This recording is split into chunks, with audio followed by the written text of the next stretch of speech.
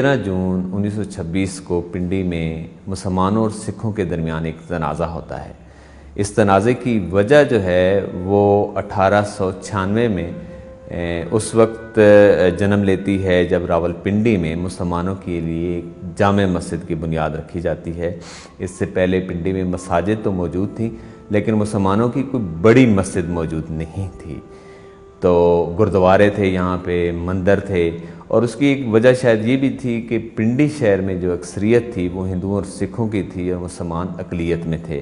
مسلمان معاشی طور پر بھی اتنے مضبوط نہیں تھے، اس لیے یہاں ایک بڑی مسجد نہیں تھی۔ لیکن جب بادشاہ امان اللہ خان یہاں ایگزائل پہ آتے ہیں اور پنڈی میں وہ رہتے ہیں تو مسلمان وہ یہ کہتے ہیں کہ اگر ایک بڑی مسجد بنائی جائے تو وہ اس کے لیے عطیہ کریں گے۔ چنانچہ ایک بڑی مسجد کا جو ہے وہ ایک پلان بنتا ہے۔ جس جگہ یہ موجودہ جامع مسجد ہے اس جگہ 18 کنال کی زمین پہ 1896 میں ایک مسجد جو ہے وہ بنائی، اس کا سنگ بنیاد رکھا جاتا ہے۔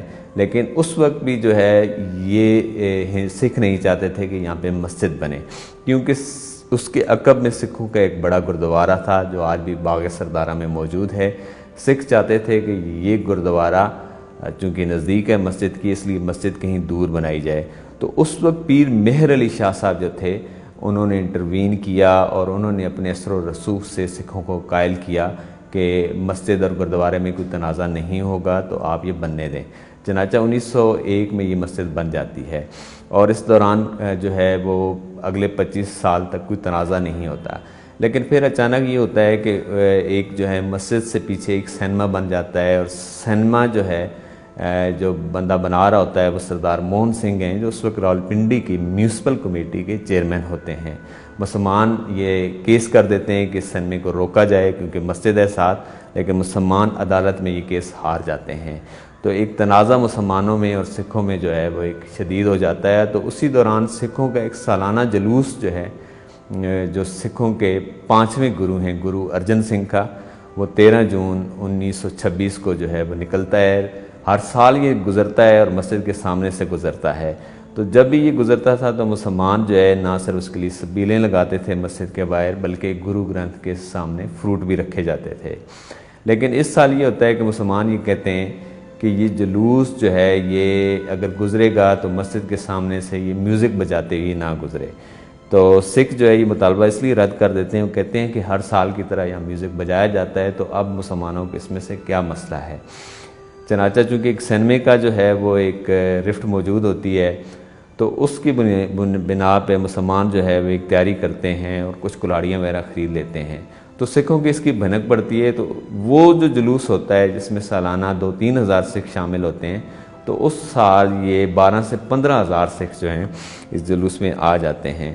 تو جب وہ مسجد کے سامنے سے گزر رہے ہوتے ہیں اپنے ڈھول باجے بجاتے ہوئے تو مسلمان ان سے کہتے ہیں کہ آپ جو ہے یہ ڈھول باجے نہ بجائیں، اس سے مسجد کا تقدس مجروح ہوتا ہے۔ لیکن وہ باز نہیں آتے، تو اس دوران مسلمان جو ہے اس جلوس پہ پتھراؤ شروع کر دیتے ہیں۔